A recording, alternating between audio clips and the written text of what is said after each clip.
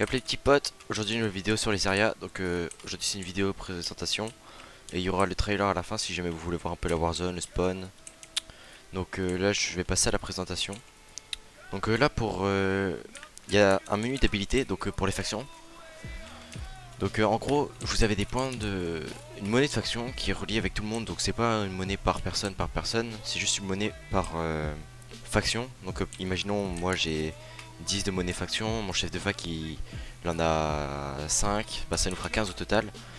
Et donc là il y a les habilités de faction, donc ça c'est pour tout le monde, donc toute la faction. Donc là il y a le bonus d'expérience, l'atout force, l'atout speed, les dégâts ennemis, la nourriture, les dégâts de chute, les cultures, l'atout hast, le coffre de faction, le boost power et le générateur de mobs. Et après il y a un shop faction qui est pour seulement la personne qui achète. Mais du coup faut voir avec ses membres quoi, pour pas dire d'acheter, pour dire d'acheter quoi. Donc là il y a un trapède, une dynamite, un bâton de Zeus, une éponge, un visualisateur, un coffre XL, des gun buckets de sable, d'opsie, de fer, un chunk buster, des clés rares, des cookies golden, des The Creeper et des TNT. Du coup là je vais vous présenter le classement. Donc le classement ça se joue principalement avec les events qui sont juste là, je vous les montre juste après. Donc là c'est pour créditer son compte si jamais vous voulez acheter pour boutique. Donc là c'est mes informations avec le slash stats. Bon, ils vont le régler, mais en gros ce sera mon ratio, mes morts, mes kills, mon KS. Après il y a là le classement faction avec le slash classement. Donc pour la première faction, il y aura 100 euros de PayPal et 50 euros de pain boutique. Pour la deuxième faction, 60 euros de PayPal et 40 euros de pain boutique. Pour la troisième faction, il y aura 30 euros de PayPal et 30 euros de pain boutique. Pour la quatrième faction, il y aura 20 euros de pain boutique. Et pour la cinquième faction, il y aura 10 euros de pain boutique. Donc pour acheter des points, vous pouvez les acheter directement avec le slash classement. Euh, mais genre ça coûte vraiment cher pour 1 point, 3 points là et 5 points ici, genre c'est 5 millions par point. Donc ça coûte vraiment cher. Du coup passons aux events, donc la priorité des points de classement. Donc là il y a l'event KOTH qui fait gagner 15 points de faction et 150 XP de faction. Et chaque point de faction recevront une clé. Du coup après là il y a le totem, c'est pareil, sauf que maintenant c'est 10 points de faction et 50 XP de faction. Après là il y a le Nexus. euh, donc là vous recevez 10 points de faction et 100 XP de faction. Et une clé pour tout le monde. Donc là je peux pas voir, désolé.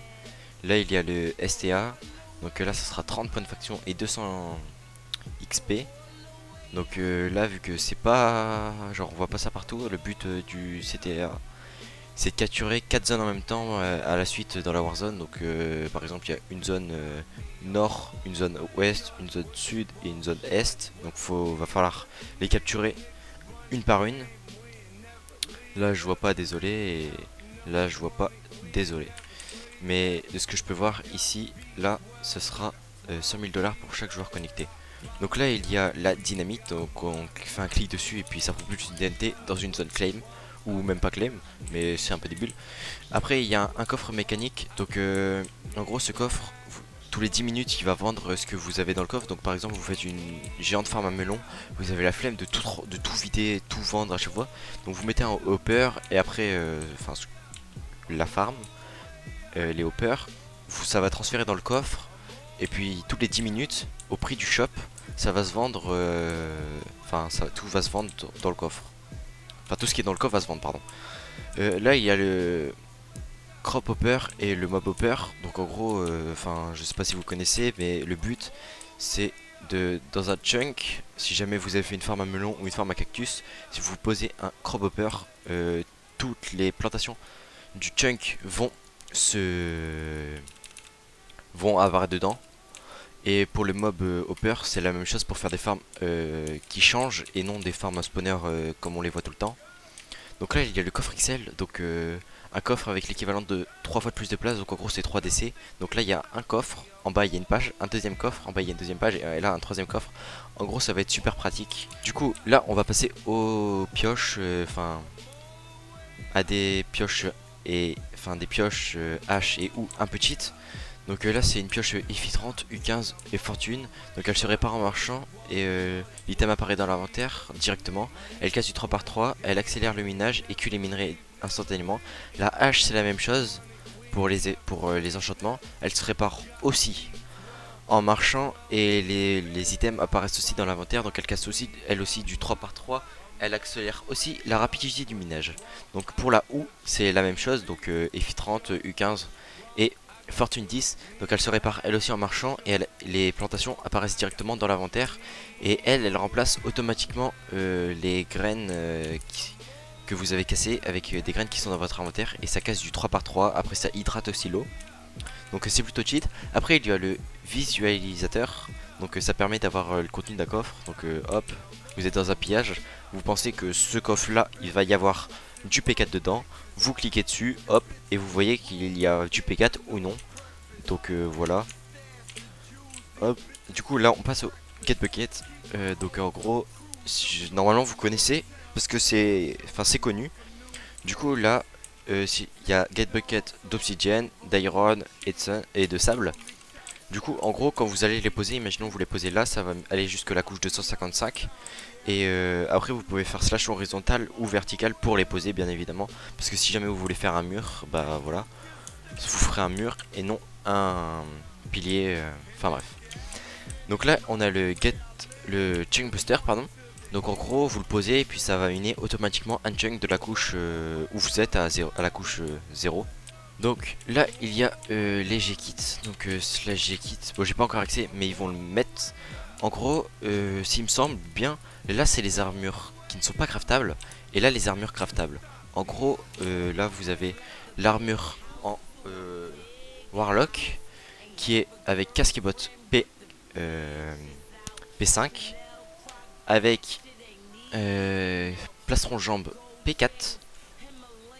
Donc après l'armure elle te nourrira automatiquement en marchant, tu auras la vision nocturne.